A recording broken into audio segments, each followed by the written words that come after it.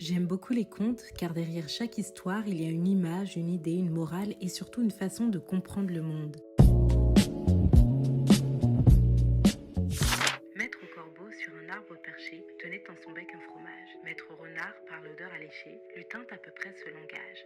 Et ce langage, c'est celui de la flatterie. Le renard gagne par la parole, il utilise un langage sophistiqué pour séduire le corbeau. Mais il ne le complimente pas par respect, il le fait pour l'utiliser. Et le corbeau, se laissant séduire, finit par agir contre ses propres intérêts. Parce que d'une certaine manière, il est en quête de validation dans le regard de l'autre. La chute du fromage symbolise alors la dépossession de soi au profit d'une illusion de grandeur. Et si on observe cette fable à travers un prisme historique et social, on peut y voir un mécanisme plus large. Pour obtenir un travail, être respecté ou simplement éviter la violence, beaucoup ont dû adopter les codes du dominant pour se sentir valorisés. Parce que la stratégie la plus efficace, ce n'est pas de prendre par la force, mais c'est de faire en sorte que tu donnes de toi-même. C'est la stratégie ultime de la domination. Pour prendre les ressources de quelqu'un, il faut d'abord capturer son narcissisme. Peut-être que vous pensez que je suis hors sujet et vous avez peut-être des raisons de le croire, mais pourtant sur les réseaux sociaux, on peut observer ce mécanisme. Quand une personne reçoit une validation, le soulagement qu'elle exprime montre à quel point le système a réussi à lui faire croire que sa valeur dépendait de l'approbation extérieure. Alors la véritable tragédie du corbeau n'est pas d'avoir perdu son fromage, mais d'avoir voulu définir sa valeur